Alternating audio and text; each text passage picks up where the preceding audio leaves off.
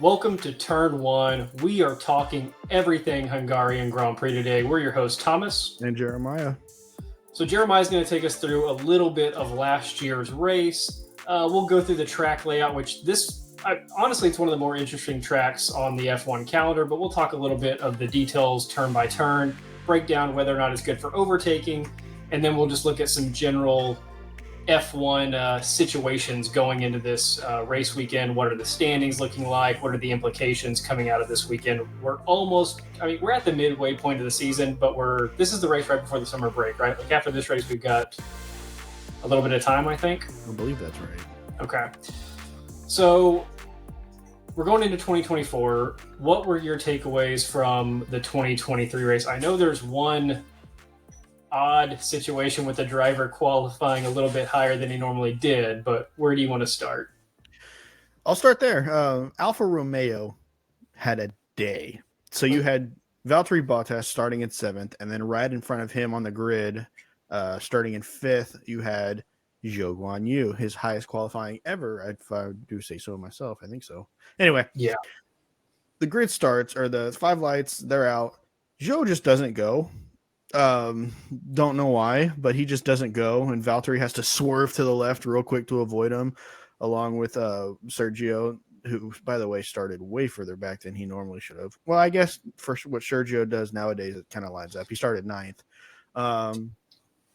So Zhou doesn't go at all, finally gets going, and then when he gets going, just doesn't get on the brakes at all, rams into the back of Ricciardo, who rams into the back of Esteban Ocon, who goes flying into Pierre Gasly, and bang, both Alpines are out. It's so bad. Actually, they both made it back to the pits. Esteban was told that he's done. They brought Pierre back out. He went, and then his tire just fell off, so they retired him also. It's not a good look for Alpine whatsoever, but it's kind of more or less kind of what we see from them this year. It's them two going back and forth, even though it was accidental in this case. You had Lewis Hamilton starting on pole, but he loses the position off quickly as Max comes flying up the inside, pushes him way wide, and then, Lando Norris just kind of sneaks up on the inside, takes second place. So we see that still to this day, where Max, if he doesn't start in first, he'll try and get to the inside corner and then push whoever it is way wide. Besides that, the race is kind of goes how you expected. The only major thing is, George Russell starts in 18th, works his way all the way back up to 6th. Sergio, who I said started in 9th, actually made it to the podium. He goes in 3rd. This is the race. We talked about this, where Lando Norris broke his trophy on the podium. He did his famous slam of the champagne bottle. The champagne goes flying up, and the trophy just falls off. He broke Max's trophy. Was it Max's? I thought it was Lando's. No, Max had set his down on the podium, and Lando knocked it with the champagne and broke Max's. And these trophies, if you're not familiar, they are handmade by an artist out there. They take approximately 6 months to make these vases, like they're, porcelain, nice, hand painted. $45,000 a piece is what these go for. And Lando broke it, was like it was nothing. I'll also add, we did a full recap of last year's race, so I'll link that above up in the top right. You can click the little thumbnail and go back and listen to Zhou Guanyu's terrible start, because we covered that in depth. Zhou botched his high, and we talked about how, dude, if you're going to be in your highest grid spot ever, you were given a gift of qualifying 5th, you've got to take advantage of it, and he just failed miserably, finishing that race in 16th and actually getting lapped by the end of it. A lot of foreshadowing last year. Of course, we didn't know this last year, but you mentioned this. As we look at the 2024 F1 landscape, Lewis is back in the mix, getting his race win, a few weeks ago. You have both McLarens consistently finishing in the top 5, if not the top 4 or 3. We saw that in the qualifying of this race. Ferrari struggling a little bit in this race last year. So you could use the 2023 Hungarian Grand Prix kind of as the blueprint for how the 2024 season has gone so far. Except for Sergio finishing 3rd. I think him starting 9th, that lines up about right. But the whole finishing 3rd thing, don't get your hopes up. Okay, anything else on last year's race before we kind of dive into the track and some other things? No, the Hungarian Grand Prix was pretty straightforward, other than the front of it and a couple key players that normally would start a lot higher and finish higher, having to work their way up. Like I said, George starting in 18th, that was an oddball. Besides that race pretty much played out exactly how you would think it would. Looking over the track layout, if you're to lay out all 24 F1 tracks now, is that the current season? I think so. If you're to lay out all 24 tracks, I think Hungary would be, and just ask people that don't know about F1, like which of these tracks look the most interesting to you. Hungary is probably going to be a top 5, 6, 7 track in terms of interesting layout because it just looks wild. Mainly the sections between turns 13, 14, and then back around into sections 1 and 2, because it's almost like without actually looking at like a satellite view of the track or knowing what it looks like, if you're just looking at the black and white outline, it looks like a racing oval, and then they just kind of went off in the back half and then came back around to it, right? And so when you're watching the race, you're looking at these turns and you're wondering where are they going to build up speed. Obviously, between 14 and 1, they can get some speed going, but there's not too many other significant straights. Between 3 and 4, there's some slight bends. 11 and 12 isn't that long of a straight. So this is a very technical track. Jeremiah and I were debating before we hit record as to whether or not this is a good track for overtakes. And I think it's honestly a good debate because when you look at the season-by-season results, it varies drastically. Some years Hungary is in the top half to top third of most overtakes in a season. And then some years it's in the bottom third of least overtakes per season. It's down with Monaco and Jeddah and things like that. What is your overall impression of this track? Is it underrated? Is it overrated? Is it right in the middle? Where does it fall? I think it's rated about where it should be. Where I personally would put it, as far as here's the thing. As far as actual racing goes, I would put it in the middle of the pack, maybe a little bit lower. But as far as track layout, it's so cool to me. I mean, the way that it's like you said, it kind of looks like an oval, but then it folds back on itself and opens back up and then just kind of goes off on its own. We do see a lot of cool things here. And we talked about how, Lewis is starting to find his form again at Mercedes with his win at Silverstone. But Lewis Hamilton has the most wins of any driver here by a substantial amount. I mean, with 4 wins, Michael Schumacher, and then it immediately jumps to 8 with Lewis Hamilton. So we could see potentially some interesting finishes this year. Well, we might save that for predictions, but I think Lewis is going to get some love probably from both of us, I would imagine. As far as track layout, though. Unless you have him like DNFing or something. No. As far as track layout, though, it's like you said, there's not too many straights. I mean, going from 3 to 4, there's a decent sized straight, I guess you would say. Going from 11 to 12, there's a decent sized straight. But the main straight where all the passing pretty much happens with the DRS is going to be 14 to 1, the main straight. We saw some awesome battling, like people going wheel to wheel around 2 and 3. I mean, and I'm sure we'll see more of that again this year because the top 3 cars, I mean, obviously Ferrari has fallen back a little bit, but if you're taking Red Bull, Mercedes, and McLaren, they're pretty dang close in speed. And so I think we're going to see some great fighting at the front of the track this year. Looking over at the standings going into this race, I mean, of course, we'll talk about Lewis's rise, but he's still down in 8th place standings-wise, so he's got a ways to climb if he wants to crack that top 3. The biggest story still, of course, is Lando, possibly Oscar, continuing to climb the rankings. Right now, you've got Max at 255, Lando at 171, but closing that gap every week, seemingly.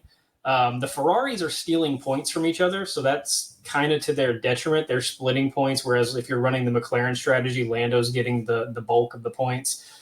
I don't know. This is kind of going to be not a do or die moment for Red Bull, but the gap is narrowing, especially as we're right at the halfway point of the season. There is still plenty of time for teams like McLaren, for teams like Mercedes to upgrade their cars, get their drivers more control, and narrow in. And like you've mentioned already with Checo, he started the season okay, finishing a couple podiums, but ever since like the 3rd or 4th race of the year, Checo's been struggling. He's not helping Max and Red Bull get those points that they need to fend off McLaren, Mercedes, and possibly Ferrari at this point. I'm interested to see the strategies going into the race and see what kind of things teams throw out. Another interesting thing is, of course, Aston Martin. They haven't done much, but we're seeing them kind of they're sticking around the top 10. So who can they steal points from? Can they steal points from the Mercedes and McLarens and Ferraris and keep them away from Red Bull, even though Aston Martin has no chance of catching Red Bull or McLaren at this point? We'll see. And the weird part about that is that we talked about this in the past, the whole will Red Bull still win the constructors? And the chances that Red Bull was going to win the constructors was a guarantee as long as Max continues to win outright. Right. But with him losing races pretty frequently this year, whether it's Monaco, Charles Leclerc, you had Miami, Lando Norris, now you have Lewis Hamilton at Silverstone and George Russell before that. I mean, you have Max not winning every single race this year. So without that help from Sergio Perez, Max isn't going to just go flying away with the drivers and the constructors. He still has a substantial lead in the drivers, but that constructors is going to start coming down more and more and more until the fight is there for the taking. So right now, Ferrari is only down 71 points to Red Bull, and McLaren is only 7 points behind them. So it's close. And you might be thinking, okay, well, if Max keeps winning, sure. But let's say Max DNFs. Let's say he crashes out in a race, somebody takes him out, whatever. And then you have McLaren go 1-2, or you have Mercedes go 1-2, or Ferrari go 1-2. That's like a 40-point swing. Yeah. That's more than a 40-point swing if Checo's not getting points. Yeah, if Checo comes in where he's been finishing like 7th, 8th, 9th, 10th, he's only getting what, 6, it's 4, still 40 points. If you're getting first at 26 points with the fastest lap and second at 18 points, 40-point swing all day long. That's ridiculous. And that 70-point lead now becomes a 30-point lead, which you can make up in one race weekend. Yeah. I mean, it is crazy how this season has changed from the start of this season where we thought, okay, Red Bull's going to be dominant. Maybe not as dominant as 2023 where we think they're going to win every single race, right? Like we thought there'd be a little more competition this year. We saw McLaren pick up last year. I didn't expect this, though. No. And again, we said this on the last couple episodes, but this makes me really excited for how 2025 is going to look. Okay, let's go into predictions. I went first last time, so give me your top 3. Ooh.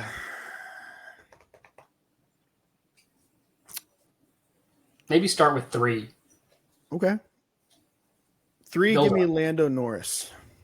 Okay. 2, give me Max Verstappen. Oh, he's doing it. You know I'm doing it. Coming in at number 1, give me the knight himself, Sir Lewis Hamilton. Okay. I'm going to tell you mine and then give you reasoning. I'd like to know why you're putting Lewis at first other than just general improvement. So number 3 for me, give me Oscar Piastri. Oh. Number 2, give me Lando Norris. Okay. And number 1, give me Max Verstappen. That's safe. Now, here's my reasoning for excluding Lewis. And I'll be honest, I don't know if Lewis is even a top 5 in this race. We are looking at, for Saturday, race time, 90 degrees and no rain over near Budapest. Okay. I think Mercedes won because they had a lot of help from the weather and other cars struggling. That was emphasized time after time on the F1 technical talks, in the paddock talks. Mercedes somehow built a car for cold weather, even though they race in a sport that's mostly in summer and really hot countries. If they had the Icelandic F1 championship, Mercedes taking it home. But we're talking 90 degrees Fahrenheit, no rain. Lewis maybe finishes top 7. So I give it to Lewis mainly just riding the high. I am a Mercedes fan. More specifically, I am a Lewis fan. So with him getting his first win in 2.5 years, last weekend or 2 weekends ago in Silverstone, it's one of those things where I'm going to keep riding this high. Just like, I mean, for a while after Lando won in Miami, I just kept putting Lando first, just throwing him out there. It's just because I'm a Lando fan. So I'm going to put Lewis at first just because I do like the fact that he's riding off of this win in Silverstone. But to your point, yes, they did emphasize that a lot, where they talked about how Mercedes built a cold weather car in a sport where it is completely hot every single race. So to that point, I'm probably going to get my predictions wrong, but I'm still going to ride with my guy. you get it right, it'll be wild. Oh yeah. All right, give me a wild card. I had one, but it's not really a wild card. It's a possibility. I'll say it anyway. Give me Sergio Perez to DNF. Look, man, he's trying his best. He's got a family to raise. He's just trying to put food on the table. Leave him alone. More specifically, give me him getting into a back and forth with an Aston Martin driver, and that's what takes him out. How about that? Lance Stroll. It could be. They usually are next to each other at this point in the year.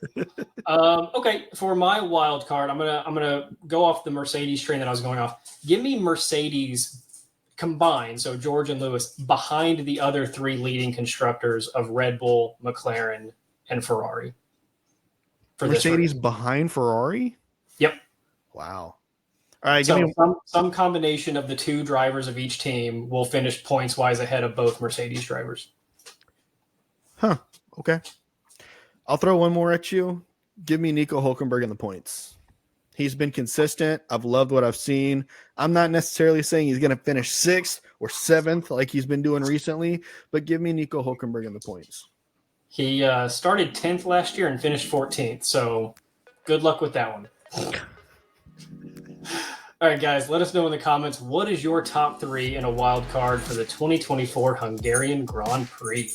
Guys, if you think that Kevin Magnussen completely shows up his teammate and takes home the win in the Hungarian Grand Prix, I don't know if I agree with you, but that'd be cool. All right, guys, we'll see you. Bye.